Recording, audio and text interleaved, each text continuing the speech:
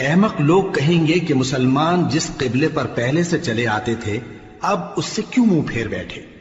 تم کہہ دو کہ مشرق اور مغرب سب اللہ ہی کا ہے، وہ جس کو چاہتا ہے سیدھے رستے پر چلاتا ہے، اور اسی طرح ہم نے تم کو امت معتدل بنایا ہے تاکہ تم لوگوں پر گواہ بنو اور پیغمبر آخر الزماں صلی اللہ علیہ وآلہ وسلم تم پر گواہ بنے۔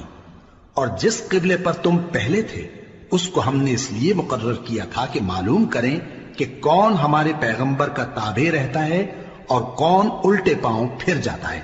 اور یہ بات یعنی تحویل قبلہ لوگوں کو گراں معلوم ہوئی، مگر جن کو اللہ نے ہدایت بخشی ہے وہ اسے گراں نہیں سمجھتے، اور اللہ ایسا نہیں کہ تمہارے ایمان کو یوں ہی ضائع کر دے۔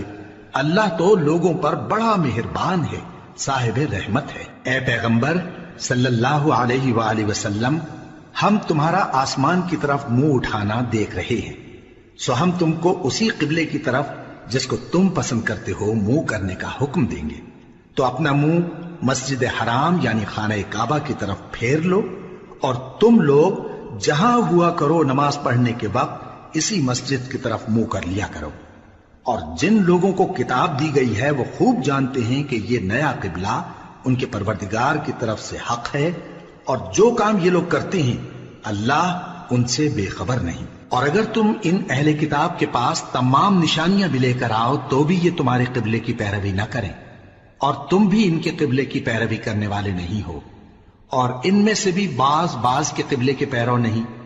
اور اگر تم باوجود اس کے کہ تمہارے پاس علم یعنی اللہ کا حکم آ چکا ہے ان کی خواہشوں کے پیچھے چلو گے تو ظالموں میں ہو جاؤ گے۔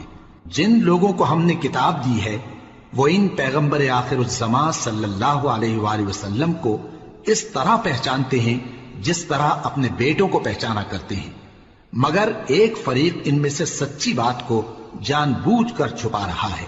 اے پیغمبر صلی اللہ علیہ وآلہ وسلم، یہ نیا قبلہ تمہارے پروردگار کی طرف سے حق ہے، تو تم ہرگز شک کرنے والوں میں نہ ہونا، اور ہر ایک شخص کے لیے ایک سمت مقرر ہے جدھر وہ عبادت کے وقت منہ کیا کرتا ہے، تو تم نیکیوں میں سبقت حاصل کرو۔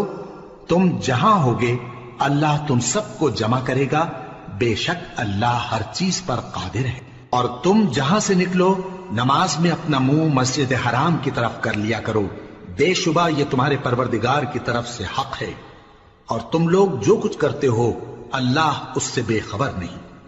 اور تم جہاں سے نکلو مسجد حرام کی طرف منہ کر کے نماز پڑھا کرو، اور مسلمانوں تم جہاں ہوا کرو اسی مسجد کی طرف رخ کیا کرو۔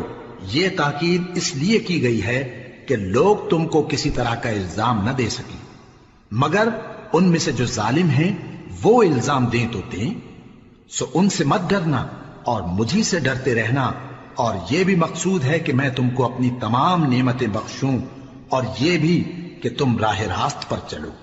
جس طرح من جملہ اور نعمتوں کے ہم نے تمہیں میں سے ایک رسول بھیجے ہیں جو تم کو ہماری آیتیں پڑھ پڑھ کر سناتے اور تمہیں پاک بناتے، اور کتاب یعنی قرآن اور دانائی سکھاتے ہیں، اور ایسی باتیں بتاتے ہیں جو تم پہلے نہیں جانتے تھے، سو تم مجھے یاد کیا کرو، میں تمہیں یاد کیا کروں گا، اور میرا احسان مانتے رہنا اور میری ناشکری نہ کرنا۔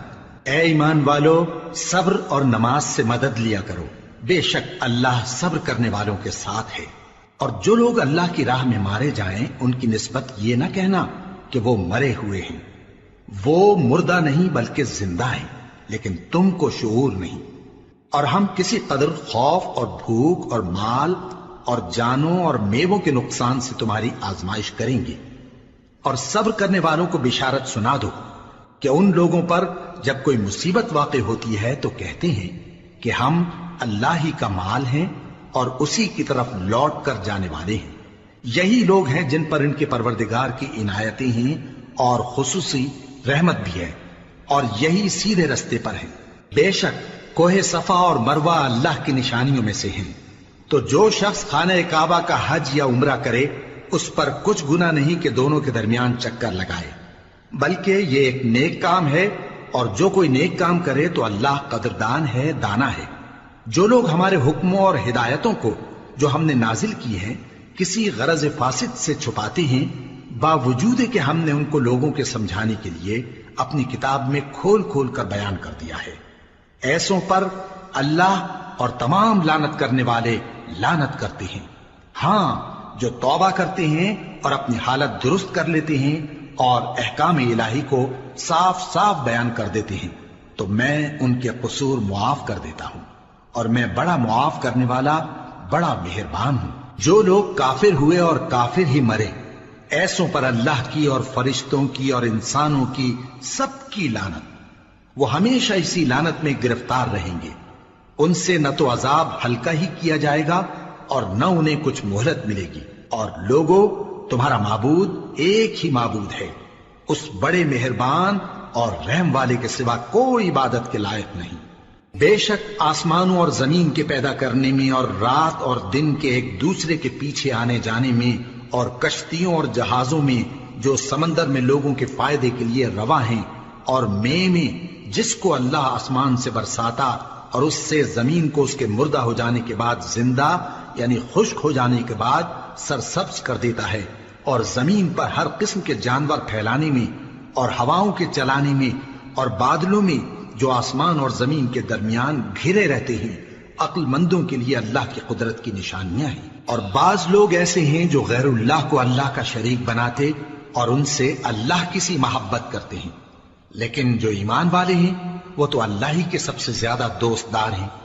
اور اے کاش ظالم لوگ جو بات عذاب کے وقت دیکھیں گے اب دیکھ لیتے کہ سب طرح کی طاقت اللہ ہی کو ہے، اور یہ کہ اللہ سخت عذاب کرنے والا ہے۔ اس دن کفر کے پیشوا اپنے پیروں سے بیزاری ظاہر کریں گے اور دونوں عذاب الہی دیکھ لیں گے اور ان کے آپس کے تعلقات منقطع ہو جائیں گے۔ یہ حال دیکھ کر پیروی کرنے والے حسرت سے کہیں گے کہ اے کاش ہمیں پھر دنیا میں جانا نصیب ہو، تاکہ جس طرح یہ ہم سے بیزار ہو رہے ہیں اسی طرح ہم بھی ان سے بیزار ہوں۔ اس طرح اللہ ان کے اعمال حسرت بنا کر دکھائے گا اور وہ دوزخ سے نکل نہیں سکیں گے۔ لوگوں، جو چیزیں زمین میں حلال طیب ہیں وہ کھاؤ، اور شیطان کے قدموں پر نہ چلو، وہ تمہارا کھلا دشمن ہے۔ وہ تو تم کو برائی اور بے حیائی ہی کے کام کرنے کو کہتا ہے، اور یہ بھی کہ اللہ کی نسبت ایسی باتیں کہو جن کا تمہیں کچھ بھی علم نہیں۔ اور جب ان لوگوں سے کہا جاتا ہے کہ جو کتاب اللہ نے نازل فرمائی ہے اس کی پیروی کرو، تو کہتے ہیں نہیں، بلکہ ہم تو اسی چیز کی پیروی کریں گے جس پر ہم نے اپنے باپ دادا کو پایا۔ بھلا اگرچہ ان کے باپ دادا نہ کچھ سمجھتے ہوں اور نہ سیدھے رستے پر ہوں، تب بھی وہ انہی کی تقلید کیے جائیں گے۔ جو لوگ کافر ہیں ان کی مثال اس شخص کی سی ہے جو کسی ایسی چیز کو آواز دے جو پکار اور آواز کے سوا کچھ سن نہ سکے۔ یہ بہرے ہیں، گونگے ہیں، اندھے ہیں کہ کچھ سمجھ ہی نہیں سکتے۔ اے اہل ایمان، جو پاکیزہ چیزیں ہم نے تم کو عطا فرمائی ہیں ان کو کھاؤ، اور اگر اللہ ہی کے بندے ہو تو اس کی نعمتوں کا شکر بھی ادا کرو۔ اس نے تو تم پر بس مرا ہوا جانور اور لہو اور سور کا گوشت اور جس چیز پر اللہ کے سوا کسی اور کا نام پکارا جائے حرام کر دیا ہے۔ ہاں، جو مجبور ہو جائے بشرطے کہ اللہ کی نافرمانی نہ کرے اور حد ضرورت سے باہر نہ نکل جائے، اس پر کچھ گناہ نہیں۔ بے شک اللہ بخشنے والا ہے، رحم کرنے والا ہے۔ جو لوگ اللہ کی کتاب سے ان آیتوں اور ہدایتوں کو جو اس نے نازل فرمائی ہیں چھپاتے اور ان کے بدلے تھوڑی سی قیمت یعنی دنیاوی منفعت حاصل کرتے ہیں، وہ اپنے پیٹوں میں محض آگ بھرتے ہیں۔ ایسے لوگوں سے اللہ قیامت کے دن نہ کلام کرے گا اور نہ ان کو گناہوں سے پاک کرے گا، اور ان کے لیے دکھ دینے والا عذاب ہے۔ یہ وہ لوگ ہیں جنہوں نے ہدایت چھوڑ کر گمراہی اور بخشش چھوڑ کر عذاب خرید لیا۔ یہ آتش جہنم کی کیسی برداشت کرنے والے ہیں۔ یہ اس لیے کہ اللہ نے کتاب سچائی کے ساتھ نازل فرمائی، اور جن لوگوں نے اس کتاب میں اختلاف کیا وہ ضد میں آ کر نیکی سے دور ہو گئے ہیں۔ نیکی یہی نہیں کہ تم مشرق و مغرب کو قبلہ سمجھ کر ان کی طرف منہ کر لو، بلکہ نیکی یہ ہے کہ لوگ اللہ پر اور روز آخر پر اور فرشتوں پر اور اللہ کی کتاب پر اور پیغمبروں پر ایمان لائیں، اور مال باوجود عزیز رکھنے کے رشتہ داروں اور یتیموں اور محتاجوں اور مسافروں اور مانگنے والوں کو دیں، اور گردنوں کے چھڑانے میں خرچ کریں، اور نماز پڑھیں اور زکات دیں، اور جب عہد کر لیں تو اس کو پورا کریں، اور سختی اور تکلیف میں اور جنگ کے وقت ثابت قدم رہیں۔ یہی لوگ ہیں جو ایمان میں سچے ہیں، اور یہی ہیں جو اللہ سے ڈرنے والے ہیں۔ مومنوں، تم کو مقتولوں کے بارے میں قصاص یعنی خون کے بدلے خون کا حکم دیا جاتا ہے، اس طرح پر کہ آزاد کے بدلے آزاد مارا جائے، اور غلام کے بدلے غلام، اور عورت کے بدلے عورت۔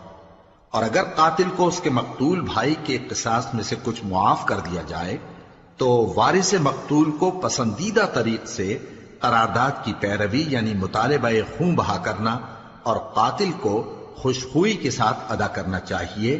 یہ تمہارے پروردگار کی طرف سے تمہارے لیے آسانی اور مہربانی ہے۔ اب جو اس کے بعد زیادتی کرے اس کے لیے دکھ کا عذاب ہے۔ اور اے اہل عقل، حکم قصاص میں تمہاری زندگانی ہے کہ تم قتل و خونریزی سے بچو۔ تم پر فرض کیا جاتا ہے کہ جب تم میں سے کسی کو موت کا وقت آ جائے تو اگر وہ کچھ مال چھوڑ جانے والا ہو تو ماں باپ اور رشتہ داروں کے لیے دستور کے مطابق وصیت کر جائے۔ اللہ سے ڈرنے والوں پر یہ ایک حق ہے۔ پھر جو شخص وصیت کو سننے کے بعد اس کو بدل ڈالے تو اس کے بدلنے کا گناہ انہی لوگوں پر ہے جو اس کو بدلیں، اور بے شک اللہ سنتا جانتا ہے۔ اب اگر کسی کو وصیت کرنے والے کی طرف سے کسی وارث کی طرفداری یا حق تلفی کا اندیشہ ہو تو اگر وہ وصیت کو بدل کر وارثوں میں صلح کرا دے تو اس پر کچھ گناہ نہیں، بے شک اللہ بخشنے والا ہے، رحم والا ہے۔ مومنوں، تم پر روزے فرض کیے گئے ہیں جس طرح تم سے پہلے لوگوں پر فرض کیے گئے تھے تاکہ تم پرہیزگار بنو۔ روزوں کے دن گنتی کے چند روز ہیں، تو جو شخص تم میں سے بیمار ہو یا سفر میں ہو تو دوسرے دنوں میں روزوں کا شمار پورا کر لے۔ اور جو لوگ روزہ رکھنے کی طاقت رکھیں لیکن رکھیں نہیں، وہ روزے کے بدلے محتاج کو کھانا کھلا دیں۔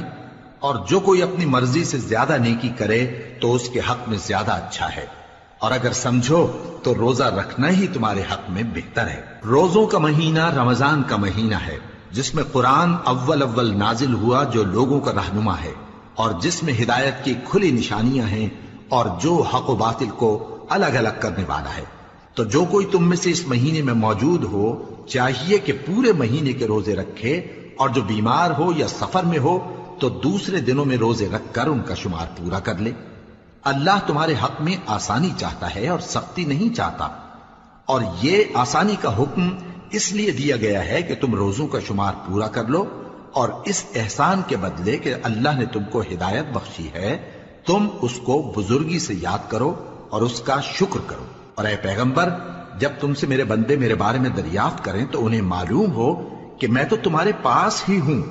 جب کوئی پکارنے والا مجھے پکارتا ہے تو میں اس کی دعا قبول کرتا ہوں، تو ان کو چاہیے کہ میرے حکموں کو مانیں اور مجھ پر ایمان رکھیں تاکہ نیک رستہ پائیں۔ روزوں کی راتوں میں تمہارے لیے اپنی عورتوں کے پاس جانا جائز کر دیا گیا ہے، وہ تمہاری پوشاک ہیں اور تم ان کی پوشاک ہو۔ اللہ کو معلوم ہے کہ تم ان کے پاس جانے سے اپنے حق میں خیانت کرتے تھے، سو اس نے تم پر مہربانی کی اور تمہاری حرکات سے درگزر فرمائی، تو اب تم کو اختیار ہے کہ ان سے مباشرت کرو۔ اور اللہ نے جو چیز تمہارے لیے لکھ رکھی ہے یعنی اولاد، اس کو اللہ سے طلب کرو اور کھاؤ اور پیو، یہاں تک کہ صبح کی سفید دھاری رات کی سیاہ دھاری سے الگ نظر آنے لگے۔ پھر روزہ رکھ کر رات تک پورا کرو، اور جب تم مسجدوں میں اعتکاف بیٹھتے ہو تو ان سے مباشرت نہ کرو، یہ اللہ کی حدیں ہیں، ان کے پاس نہ جانا۔ اسی طرح اللہ اپنی آیتیں لوگوں کے سمجھانے کے لیے کھول کھول کر بیان فرماتا ہے تاکہ وہ پرہیزگار بنے۔ اور آپس میں ایک دوسرے کا مال ناحق نہ کھاؤ، اور نہ اس کو رشوتاً حاکموں کے پاس پہنچاؤ تاکہ لوگوں کے مال کا کچھ حصہ ناجائز طور پر کھا جاؤ، اور اسے تم جانتے بھی ہو۔ اے پیغمبر، لوگ تم سے نئے چاند کے بارے میں دریافت کرتے ہیں کہ گھٹتا بڑھتا کیوں ہے۔ کہہ دو کہ وہ لوگوں کے کاموں کی میعادیں اور حج کے وقت معلوم ہونے کا ذریعہ ہے، اور نیکی اس بات میں نہیں کہ احرام کی حالت میں گھروں میں ان کے پچھواڑے کی طرف سے آؤ، بلکہ نیکوکار وہ ہے جو پرہیزگار ہو۔ اور گھروں میں ان کے دروازوں سے آیا کرو اور اللہ سے ڈرتے رہو تاکہ کامیاب ہو جاؤ۔ اور جو لوگ تم سے لڑتے ہیں تم بھی اللہ کی راہ میں ان سے لڑو، مگر زیادتی نہ کرنا کہ اللہ زیادتی کرنے والوں کو دوست نہیں رکھتا۔ اور ان کو جہاں پاؤ قتل کر دو، اور جہاں سے انہوں نے تم کو نکالا ہے یعنی مکے سے، وہاں سے تم بھی ان کو نکال دو۔ اور دین سے گمراہ کرنے کا فساد قتل و خونریزی سے کہیں بڑھ کر ہے۔ اور جب تک وہ تم سے مسجد حرام یعنی خانہ کعبہ کے پاس نہ لڑیں تم بھی وہاں ان سے نہ لڑنا۔ ہاں اگر وہ تم سے لڑیں تو تم ان کو قتل کر ڈالو، کافروں کی یہی سزا ہے۔ پھر اگر وہ باز آ جائیں تو اللہ بخشنے والا ہے، رحم کرنے والا ہے۔ اور ان سے اس وقت تک لڑتے رہنا کہ فساد نابود ہو جائے اور ملک میں اللہ ہی کا دین غالب ہو جائے۔ پھر اگر وہ فساد سے باز آ جائیں تو ظالموں کے سوا کسی پر زیادتی نہیں کرنی چاہیے۔ ادب کا مہینہ ادب کے مہینے کے مقابل ہے، اور ادب کی چیزیں ایک دوسرے کا بدلہ ہیں۔ پس اگر کوئی تم پر زیادتی کرے تو جیسی زیادتی وہ تم پر کرے ویسی ہی تم اس پر کرو، اور اللہ سے ڈرتے رہو اور جان رکھو کہ اللہ ڈرنے والوں کے ساتھ ہے۔ اور اللہ کی راہ میں مال خرچ کرو اور اپنے آپ کو ہلاکت میں نہ ڈالو، اور نیکی کرو، بے شک اللہ نیکی کرنے والوں کو دوست رکھتا ہے۔ اور اللہ کی خوشنودی کے لیے حج اور عمرے کو پورا کرو، اور اگر راستے میں روک لیے جاؤ تو جیسی قربانی میسر ہو کر دو، اور جب تک قربانی اپنے مقام پر نہ پہنچ جائے سر نہ منڈاؤ۔ اور اگر کوئی تم میں بیمار ہو یا اس کے سر میں کسی طرح کی تکلیف ہو تو اگر وہ سر منڈا لے تو اس کے بدلے روزے رکھے یا صدقہ دے یا قربانی کرے۔ پھر جب تکلیف دور ہو کر تم مطمئن ہو جاؤ تو جو تم میں حج کے وقت تک عمرے سے فائدہ اٹھانا چاہے وہ جیسی قربانی میسر ہو کرے، اور جس کو قربانی نہ ملے وہ 3 روزے ایام حج میں رکھے اور 7 جب واپس ہو، یہ پورے 10 ہوئے۔ یہ حکم اس شخص کے لیے ہے جس کے اہل و عیال مکے میں نہ رہتے ہوں۔ اور اللہ سے ڈرتے رہو اور جان رکھو کہ اللہ سخت عذاب دینے والا ہے۔ حج کے مہینے معین ہیں جو معلوم ہیں، تو جو شخص ان مہینوں میں حج کی نیت کر لے تو حج کے دنوں میں نہ عورتوں سے اختلاط کرے، نہ کوئی برا کام کرے اور نہ کسی سے جھگڑے۔ اور جو نیک کام تم کرو گے وہ اللہ کو معلوم ہو جائے گا۔ اور زاد راہ یعنی رستے کا خرچ ساتھ لے جاؤ، کیونکہ بہترین زاد راہ پرہیزگاری ہے۔ اور اے اہل عقل مجھی سے ڈرتے رہو، اس کا تمہیں کچھ گناہ نہیں کہ حج کے دنوں میں بذریعہ تجارت اپنے پروردگار سے روزی طلب کرو۔ اور جب عرفات سے واپس ہونے لگو تو مشعر حرام یعنی مزدلفہ میں اللہ کا ذکر کرو، اور اس طرح ذکر کرو جس طرح اس نے تم کو سکھایا، اور اس سے پیشتر تم لوگ ان طریقوں سے محض ناواقف تھے۔ پھر جہاں سے اور لوگ واپس ہوں وہیں سے تم بھی واپس ہو، اور اللہ سے بخشش مانگو، بے شک اللہ بخشنے والا ہے، رحمت کرنے والا ہے۔ پھر جب حج کے تمام ارکان پورے کر چکو تو مینا میں اللہ کو یاد کرو جس طرح اپنے باپ دادا کو یاد کیا کرتے تھے، بلکہ اس سے بھی زیادہ۔ اور بعض لوگ ایسے ہیں جو اللہ سے التجا کرتے ہیں کہ اے پروردگار ہم کو جو دینا ہے دنیا ہی میں دے دے، اور ایسے لوگوں کا آخرت میں کچھ حصہ نہیں۔ اور بعض ایسے ہیں کہ دعا کرتے ہیں کہ پروردگار ہم کو دنیا میں بھی نعمت عطا فرما اور آخرت میں بھی نعمت بخشیو اور دوزخ کے عذاب سے محفوظ رکھیو۔ یہی لوگ ہیں جن کے لیے ان کے کاموں کا حصہ یعنی اجر نیک تیار ہے، اور اللہ جلد حساب لینے والا ہے۔ اور قیام منا کے دنوں میں جو گنتی کے دن ہیں اللہ کو یاد کرو، اگر کوئی جلدی کرے اور 2 ہی دن میں چل دے تو اس پر بھی کچھ گناہ نہیں، اور جو بات تک ٹھہرا رہے اس پر بھی کچھ گناہ نہیں۔ یہ باتیں اس شخص کے لیے ہیں جو اللہ سے ڈرے، اور تم لوگ اللہ سے ڈرتے رہو اور جان رکھو کہ تم سب اس کے پاس جمع کیے جاؤ گے۔ اور کوئی شخص تو ایسا ہے جس کی گفتگو دنیا کی زندگی میں تم کو دلکش معلوم ہوتی ہے، اور وہ اپنے معافی ضمیر پر یعنی اس بات پر جو اس کے دل میں ہے اللہ کو گواہ بناتا ہے، حالانکہ وہ سخت جھگڑالو ہے۔ اور جب پیٹ پھیر کر چلا جاتا ہے تو زمین میں دوڑتا پھرتا ہے تاکہ اس میں فتنہ انگیزی کرے اور کھیتی کو برباد اور انسانوں اور حیوانوں کی نسل کو نابود کر دے۔ اور اللہ فتنہ انگیزی کو پسند نہیں کرتا، اور جب اس سے کہا جاتا ہے کہ اللہ سے خوف کر تو غرور اس کو گناہ میں پھنسا دیتا ہے، سو اس کو جہنم کافی ہے اور وہ بہت برا ٹھکانہ ہے۔ اور کوئی شخص ایسا ہے کہ اللہ کی خوشنودی حاصل کرنے کے لیے اپنی جان بیچ ڈالتا ہے، اور اللہ بندوں پر بہت مہربان ہے۔ مومنو، اسلام میں پورے پورے داخل ہو جاؤ اور شیطان کے پیچھے نہ چلو، وہ تو تمہارا کھلا دشمن ہے۔ پھر اگر تم احکام روشن پہنچ جانے کے بعد لڑکھڑا جاؤ تو جان رکھو کہ اللہ غالب ہے، حکمت والا ہے۔ کیا یہ لوگ اسی بات کے منتظر ہیں کہ ان پر اللہ کا عذاب بادل کے سائبانوں میں نازل ہو اور فرشتے بھی اتر آئیں اور کام تمام کر دیا جائے؟ اور سب کاموں کا رجوع اللہ ہی کی طرف ہے۔ اے پیغمبر، بنی اسرائیل سے پوچھو کہ ہم نے ان کو کتنی کھلی نشانیاں دیں، اور جو شخص اللہ کی نعمت کو اپنے پاس آنے کے بعد بدل دے تو اللہ سخت عذاب کرنے والا ہے۔ اور جو کافر ہیں ان کے لیے دنیا کی زندگی خوشنما کر دی گئی ہے اور وہ مومنوں سے تمسخر کرتی ہیں، لیکن جو پرہیزگار ہیں وہ قیامت کے دن ان سے اوپر ہوں گے، اور اللہ جس کو چاہتا ہے بے حساب رزق دیتا ہے۔ پہلے تو سب لوگوں کا ایک ہی مذہب تھا، لیکن وہ آپس میں اختلاف کرنے لگے تو اللہ نے ان کی طرف بشارت دینے والے اور ڈر سنانے والے پیغمبر بھیجے اور ان پر سچائی کے ساتھ کتابیں نازل کی تاکہ جن امور میں لوگ اختلاف کرتے تھے ان کا ان میں فیصلہ کر دے۔ اور اس میں اختلاف بھی انہی لوگوں نے کیا جن کو کتاب دی گئی تھی، باوجود کہ ان کے پاس کھلے ہوئے احکام آ چکے تھے، اور یہ اختلاف انہوں نے صرف آپس کی ضد سے کیا۔ تو جس امر حق میں وہ اختلاف کرتے تھے اللہ نے اپنی مہربانی سے مومنوں کو اس کی راہ دکھا دی، اور اللہ جس کو چاہتا ہے سیدھا رستہ دکھا دیتا ہے۔ کیا تم یہ خیال کرتے ہو کہ یوں ہی بہشت میں داخل ہو جاؤ گے، اور ابھی تم کو پہلے لوگوں کی سی مشکلیں تو پیش آئی ہی نہیں؟ ان کو بڑی بڑی سختیاں اور تکلیفیں پہنچیں اور وہ صعوبتوں میں ہلا ہلا دیے گئے، یہاں تک کہ پیغمبر اور مومن لوگ جو ان کے ساتھ تھے سب پکار اٹھے کہ کب اللہ کی مدد آئے گی۔ دیکھو اللہ کی مدد ان قریب آیا چاہتی ہے۔ اے نبی، لوگ تم سے پوچھتے ہیں کہ اللہ کی راہ میں کس طرح کا مال خرچ کریں۔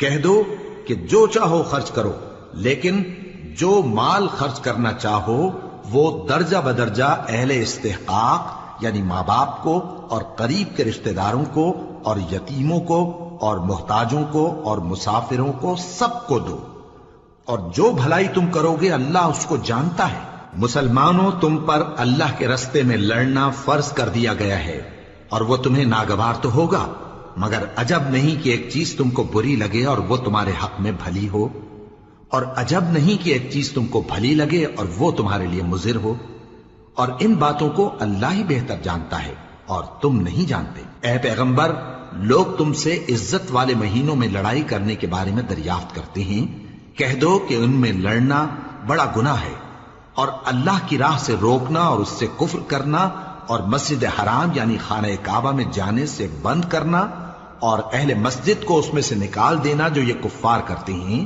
اللہ کے نزدیک اس سے بھی زیادہ گناہ ہے، اور فتنہ انگیزی خونریزی سے بھی بڑھ کر ہے۔ اور یہ لوگ ہمیشہ تم سے لڑتے رہیں گے، یہاں تک کہ اگر مقدور رکھیں تو تم کو تمہارے دین سے پھیر دیں، اور جو کوئی تم میں سے اپنے دین سے پھر کر کافر ہو جائے گا اور کافر ہی مرے گا تو ایسے لوگوں کے اعمال دنیا اور آخرت دونوں میں برباد ہو جائیں گے، اور یہی لوگ دوزخ میں جانے والے ہیں جس میں ہمیشہ رہیں گے۔ جو لوگ ایمان لائے اور اللہ کے لیے وطن چھوڑ گئے اور کفار سے جنگ کرتے رہے وہی اللہ کی رحمت کے امیدوار ہیں، اور اللہ بخشنے والا ہے، رحمت کرنے والا ہے۔ اے پیغمبر، لوگ تم سے شراب اور جوئے کا حکم دریافت کرتے ہیں، کہہ دو کہ ان میں گناہ بڑے ہیں اور لوگوں کے لیے کچھ فائدے بھی ہیں، مگر ان کے گناہ فائدوں سے کہیں زیادہ ہیں۔ اور یہ بھی تم سے پوچھتے ہیں کہ اللہ کی راہ میں کون سا مال خرچ کریں، کہہ دو کہ جو ضرورت سے زیادہ ہو۔ اس طرح اللہ تمہارے لیے اپنے احکام کھول کھول کر بیان فرماتا ہے تاکہ تم سوچو، یعنی دنیا اور آخرت کی باتوں میں غور کرو۔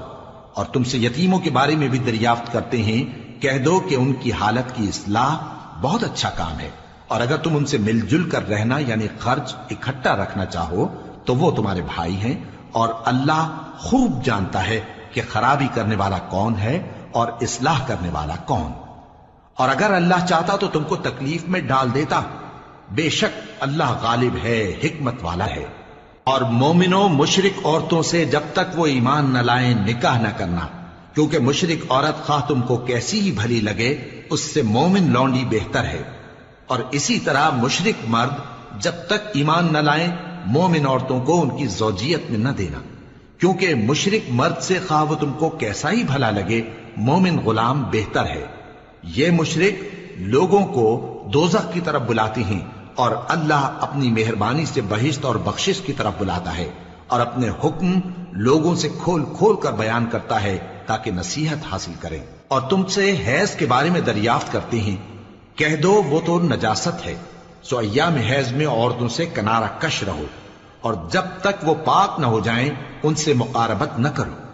ہاں، جب وہ پاک ہو جائیں تو جس طریق سے اللہ نے تمہیں ارشاد فرمایا ہے ان کے پاس جاؤ، کچھ شک نہیں کہ اللہ توبہ کرنے والوں اور پاک صاف رہنے والوں کو دوست رکھتا ہے۔ تمہاری عورتیں تمہاری کھیتی ہیں، تو اپنی کھیتی میں جس طرح چاہو جاؤ، اور اپنے لیے نیک عمل آگے بھیجو، اور اللہ سے ڈرتے رہو، اور جان رکھو کہ ایک دن تمہیں اس کے روبرو حاضر ہونا ہے۔ اور اے پیغمبر، ایمان والوں کو بشارت سنا دو، اور اللہ کے نام کو اس بات کا ہیلا نہ بنانا کہ اس کی قسمیں کھا کھا کر سلوک کرنے اور پرہیزگاری کرنے اور لوگوں میں صلح و سازگاری کرانے سے رک جاؤ، اور اللہ سب کچھ سنتا ہے، جانتا ہے۔ اللہ تمہاری لغو قسموں پر تم سے مواخذہ نہیں کرے گا، لیکن جو قسمیں تم قصد دلی سے کھاؤ گے ان پر مواخذہ کرے گا، اور اللہ بخشنے والا ہے، بردبار ہے۔ جو لوگ اپنی عورتوں کے پاس جانے کی قسم کھا لیں ان کو 4 مہینے تک انتظار کرنا چاہیے۔ اگر اس عرصے میں قسم سے رجوع کر لیں تو اللہ بخشنے والا ہے، مہربان ہے۔ اور اگر طلاق کا ارادہ کر لیں تو بھی اللہ سنتا ہے، جانتا ہے۔ اور طلاق والی عورتیں 3 حیض تک اپنے تئیں روکے رہیں، اور اگر وہ اللہ اور روز قیامت پر ایمان رکھتی ہیں تو ان کو جائز نہیں کہ اللہ نے جو کچھ ان کے شکم میں پیدا کیا ہے اس کو چھپائیں۔ اور ان کے خاوند اگر پھر موافقت چاہیں تو اس مدت میں وہ ان کو اپنی زوجیت میں لے لینے کے زیادہ حقدار ہیں۔ اور عورتوں کا حق مردوں پر ویسا ہی ہے جیسے دستور کے مطابق مردوں کا حق عورتوں پر ہے، البتہ مردوں کو عورتوں پر 1 درجہ فضیلت ہے، اور اللہ غالب ہے، صاحب حکمت ہے۔ طلاق صرف 2 بار ہے، یعنی جب 2 دفعہ طلاق دے دی جائے تو پھر عورتوں کو یا تو بطریق شائستہ نکاح میں رہنے دینا ہے یا بھلائی کے ساتھ چھوڑ دینا۔ اور یہ جائز نہیں کہ جو مہر تم ان کو دے چکے ہو اس میں سے کچھ واپس لے لو۔ ہاں، اگر زن و شوہر کو خوف ہو کہ وہ اللہ کی حدوں کو قائم نہیں رکھ سکیں گے تو اگر عورت خاوند کے ہاتھ سے رہائی پانے کے بدلے میں کچھ دے ڈالے تو دونوں پر کچھ گناہ نہیں۔ یہ اللہ کی مقرر کی ہوئی حدیں ہیں، ان سے باہر نہ نکلنا، اور جو لوگ اللہ کی حدوں سے باہر نکل جائیں گے وہ گناہگار ہوں گے۔ پھر اگر شوہر 2 طلاقوں کے بعد تیسری طلاق عورت کو دے دے تو اس کے بعد جب تک عورت کسی دوسرے شخص سے نکاح نہ کر لے اس پہلے شوہر پر حلال نہ ہوگی۔ ہاں، اگر دوسرا خاوند بھی طلاق دے دے اور عورت اور پہلا خاوند پھر ایک دوسرے کی طرف رجوع کر لیں تو ان پر کچھ گناہ نہیں، بشرطے کہ دونوں یقین کریں کہ اللہ کی حدوں کو قائم رکھ سکیں گے، اور یہ اللہ کی حدیں ہیں، ان کو وہ ان لوگوں کے لیے بیان فرماتا ہے جو علم رکھتے ہیں۔ اور جب تم عورتوں کو 2 دفعہ طلاق دے چکو اور ان کی عدت پوری ہو جائے تو انہیں یا تو حسن سلوک سے نکاح میں رہنے دو یا بطریق شائستہ رخصت کر دو، اور اس نیت سے ان کو نکاح میں نہ رہنے دینا چاہیے کہ انہیں تکلیف دو اور ان پر زیادتی کرو، اور جو ایسا کرے گا وہ اپنا ہی نقصان کرے گا۔ اور اللہ کے احکام کو ہنسی اور کھیل نہ بناؤ، اور اللہ نے تم کو جو نعمتیں بخشی ہیں اور تم پر جو کتاب اور دانائی کی باتیں نازل کی ہیں جن سے وہ تمہیں نصیحت فرماتا ہے ان کو یاد کرو، اور اللہ سے ڈرتے رہو، اور جان رکھو کہ اللہ ہر چیز سے واقف ہے۔ اور جب تم عورتوں کو طلاق دے چکو اور ان کی عدت پوری ہو جائے تو ان کو اپنے شوہروں کے ساتھ جب وہ آپس میں جائز طور پر راضی ہو جائیں نکاح کرنے سے مت روکو۔ اس حکم سے اس شخص کو نصیحت کی جاتی ہے جو تم میں اللہ اور روز آخر پر یقین رکھتا ہے. یہ تمہارے لیے نہایت خوب اور بہت پاکیزگی کی بات ہے، اور اللہ جانتا ہے اور تم نہیں جانتے. اور مائیں اپنے بچوں کو پورے 2 سال دودھ پلائیں. یہ حکم اس شخص کے لیے ہے جو پوری مدت تک دودھ پلوانا چاہے، اور دودھ پلانے والی ماؤں کا کھانا اور کپڑا دستور کے مطابق باپ کے ذمے ہوگا. کسی شخص کو اس کی طاقت سے زیادہ تکلیف نہیں دی جاتی. تو یاد رکھو کہ نہ تو ماں کو اس کے بچے کے سبب نقصان پہنچایا جائے اور نہ باپ کو اس کی اولاد کی وجہ سے نقصان پہنچایا جائے. اور اسی طرح نان و نفقہ بچے کے وارث کے ذمے ہے. اور اگر دونوں یعنی ماں باپ آپس کی رضامندی اور صلاح سے بچے کا دودھ چھڑانا چاہیں تو ان پر کچھ گناہ نہیں. اور اگر تم اپنی اولاد کو دودھ پلوانا چاہو تو تم پر کچھ گناہ نہیں، بشرطے کہ تم دودھ پلانے والیوں کو دستور کے مطابق ان کا حق جو تم نے دینا کیا تھا دے دو. اور اللہ سے ڈرتے رہو اور جان رکھو کہ جو کچھ تم کرتے ہو اللہ اس کو دیکھ رہا ہے. اور جو لوگ تم میں سے مر جائیں اور عورتیں چھوڑ جائیں تو وہ عورتیں 4 مہینے اور 10 دن اپنے آپ کو روکے رہیں. اور جب یہ عدت پوری کر چکیں اور اپنے حق میں پسندیدہ کام یعنی نکاح کر لیں تو تم پر کچھ گناہ نہیں، اور اللہ تمہارے سب کاموں سے واقف ہے. اگر تم اشارے کنائے میں عورتوں کو نکاح کا پیغام بھیجو یا نکاح کی خواہش کو اپنے دلوں میں مخفی رکھو تو تم پر کچھ گناہ نہیں. اللہ کو معلوم ہے کہ تم ان سے نکاح کا ذکر کرو گے، مگر ایام عدت میں اس کے سوا کے دستور کے مطابق کوئی بات کہہ دو، پوشیدہ طور پر ان سے قول و قرار نہ کرنا. اور جب تک عدت پوری نہ ہو لے نکاح کا پختہ ارادہ نہ کرنا. اور جان رکھو کہ جو کچھ تمہارے دلوں میں ہے اللہ کو سب معلوم ہے. تو اس سے ڈرتے رہو اور جان رکھو کہ اللہ بخشنے والا ہے، حلم والا ہے. اور اگر تم عورتوں کو ان کے پاس جانے یا ان کا مہر مقرر کرنے سے پہلے طلاق دے دو تو تم پر کچھ گناہ نہیں. ہاں ان کو دستور کے مطابق کچھ خرچ ضرور دو، یعنی مقدور والا اپنے مقدور کے مطابق دے اور تنگ دست اپنی حیثیت کے مطابق. نیک لوگوں پر یہ ایک طرح کا حق ہے. اور اگر تم عورتوں کو ان کے پاس جانے سے پہلے طلاق دے دو لیکن مہر مقرر کر چکے ہو تو آدھا مہر دینا ہوگا. ہاں اگر عورتیں مہر بخش دیں یا مرد جن کے ہاتھ میں عقد نکاح ہے اپنا حق چھوڑ دیں اور پورا مہر دے دیں تو ان کو اختیار ہے. اور اگر تم مرد لوگ ہی اپنا حق چھوڑ دو تو یہ پرہیزگاری کی بات ہے. اور آپس میں بھلائی کرنے کو فراموش نہ کرنا. کچھ شک نہیں کہ اللہ تمہارے سب کاموں کو دیکھ رہا ہے. مسلمانوں، سب نمازیں خصوصاً بیچ کی نماز یعنی نماز عصر پورے اہتمام کے ساتھ ادا کرتے رہو اور اللہ کے آگے ادب سے کھڑے رہا کرو. پھر اگر تم خوف کی حالت میں ہو تو پیادے یا سوار جس حال میں ہو نماز پڑھ لو. پھر جب امن و اطمینان ہو جائے تو جس طریق سے اللہ نے تم کو سکھایا ہے جو تم پہلے نہیں جانتے تھے اللہ کو یاد کرو. اور جو لوگ تم میں سے مر جائیں اور عورتیں چھوڑ جائیں وہ اپنی عورتوں کے حق میں وصیت کر جائیں کہ ان کو 1 سال تک خرچ دیا جائے اور گھر سے نہ نکالی جائیں. ہاں اگر وہ خود گھر سے چلی جائیں اور اپنے حق میں پسندیدہ کام یعنی نکاح کر لیں تو تم پر کچھ گناہ نہیں. اور اللہ زبردست ہے، حکمت والا ہے. اور مطلقہ عورتوں کو بھی دستور کے مطابق نان و نفقہ دینا چاہیے. پرہیزگاروں پر یہ بھی حق ہے. اسی طرح اللہ اپنے احکام تمہارے لیے بیان فرماتا ہے تاکہ تم سمجھو. بھلا تم نے ان لوگوں کو نہیں دیکھا جو شمار میں ہزاروں ہی تھے اور موت کے ڈر سے اپنے گھروں سے نکل بھاگے تھے؟ تو اللہ نے ان کو حکم دیا کہ مر جاؤ، پھر ان کو زندہ بھی کر دیا. کچھ شک نہیں کہ اللہ لوگوں پر مہربانی رکھتا ہے، لیکن اکثر لوگ شکر نہیں کرتے. اور مسلمانوں، اللہ کی راہ میں جہاد کرو اور جان رکھو کہ اللہ سب کچھ سنتا ہے، سب کچھ جانتا ہے. کون ہے کہ اللہ کو قرض حسنہ دے کہ وہ اس کے بدلے اس کو کئی گنا زیادہ دے گا؟ اور اللہ ہی روزی کو تنگ کرتا اور وہی اسے کشادہ کرتا ہے، اور تم اسی کی طرف لوٹ کر جاؤ گے. بھلا تم نے بنی اسرائیل کی ایک جماعت کو نہیں دیکھا جس نے موسیٰ کے بعد اپنے پیغمبر سے کہا کہ آپ ہمارے لیے ایک بادشاہ مقرر کر دیں تاکہ ہم اللہ کی راہ میں جہاد کریں؟ پیغمبر نے کہا کہ اگر تم کو جہاد کا حکم دیا جائے تو ایسا تو نہیں کہ لڑنے سے پہلو تہی کرو. وہ کہنے لگے کہ ہم اللہ کی راہ میں کیوں نہ لڑیں گے جبکہ ہم وطن سے خارج اور بال بچوں سے جدا کر دیے گئے۔ پھر جب ان کو جہاد کا حکم دیا گیا تو چند اشخاص کے سوا سب پھر گئے، اور اللہ ظالموں سے خوب واقف ہے۔ اور پیغمبر نے ان سے یہ بھی کہا کہ اللہ نے تم پر طالوت کو بادشاہ مقرر فرمایا ہے۔ وہ بولے کہ اسے ہم پر بادشاہی کا حق کیوں کر ہو سکتا ہے؟ اس سے بڑھ کر بادشاہی کے مستحق تو ہم ہیں، اور اس کے پاس تو بہت سی دولت بھی نہیں۔ پیغمبر نے کہا کہ اللہ نے اس کو تم پر فضیلت دی ہے اور بادشاہی کے لیے منتخب فرمایا ہے۔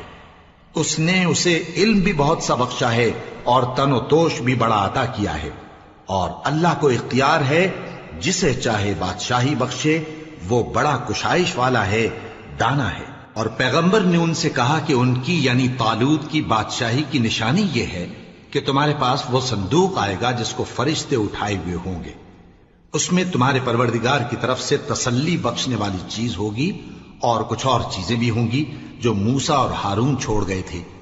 اگر تم ایمان رکھتے ہو تو یہ تمہارے لیے ایک بڑی نشانی ہے۔